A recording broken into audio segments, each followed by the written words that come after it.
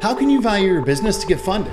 Well, for a startup, this is truly subjective. That is because not everyone determines value the same way. Value is like beauty. It's in the eye of the beholder. So how can you make sense of a good valuation without giving the farm away, but also give a good enough deal to attract an investor? Well, fortunately, there are some reasonable investor-accepted principles that you can take to get there, even for startups with no sales yet. Now, I want to unpack this, and I want to make it as simple as possible.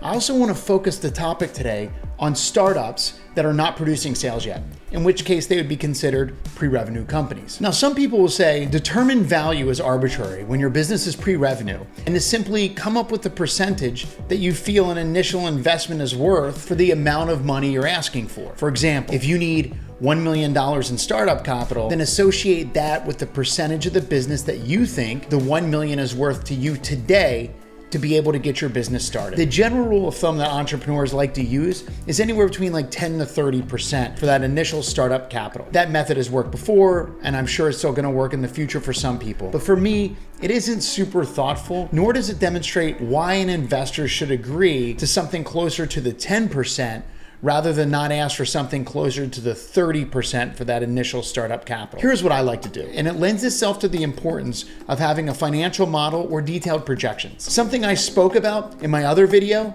how to raise money for your business. I take my 3-year projections, and at the end of year 3, I either take 2 to 3 times my projected sales and make that my valuation, or I take 7 to 8 times my projected EBITDA, which is basically your profits before like interest, taxes, and depreciation, and I make that my valuation.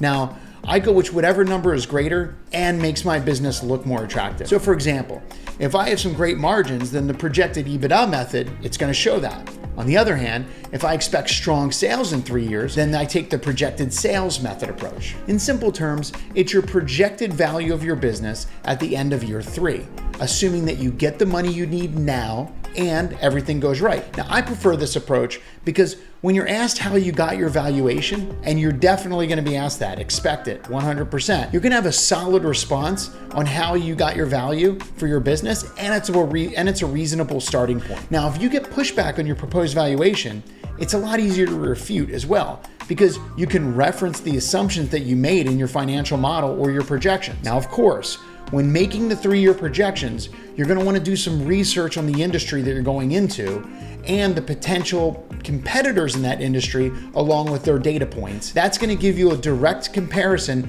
and rationalization for your assumptions. That said, if you get an investor pushback on your valuation, you can use those assumptions and say, well, what part of my valuation do you not believe? Once it gets to that level of detail, in my experience, you're gonna have a much better chance of getting your proposed valuation or something closer to it, rather than just kind of sitting out there blowing in the wind without a concrete response. So if you think about it, by taking a few extra steps and planning through where you're going to sell, your expected price points, your expected margins, and then you extrapolate that out over a 3 or even a 5-year period, you could save a lot in the long run and have a better sense for your business out of the gate when you get started. Now, switching gears here for a second. When you sell the shares of your company, depending upon how much you're trying to raise, you're gonna be likely offering what would be considered an angel round, a pre-seed round, or even a seed round. The agreed upon valuation is essentially the price for the equity. Now, that said, there is a term that you're gonna wanna be really familiar with, and it's really, really important to know, and that is the pre-money valuation and post-money valuation. Let me give you an example. If you determine your company to be worth $2 million, then that is your pre-money valuation. Well, if you're raising $1 million,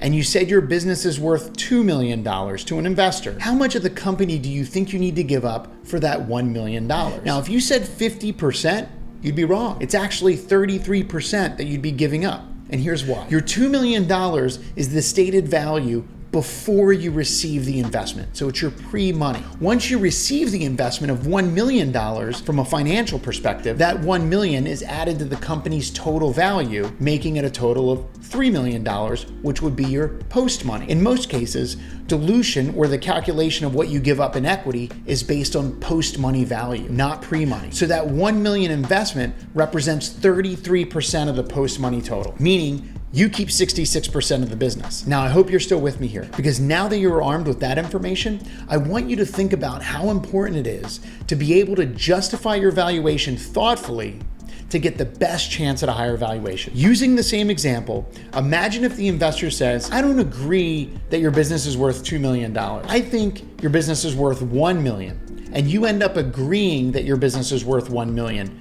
pre-money. Well, now you just gave up 50% of the company for only the same $1 million instead of the 33% of the company. Now you just reduced your ability to raise more capital in the future because you gave away so much in that first round.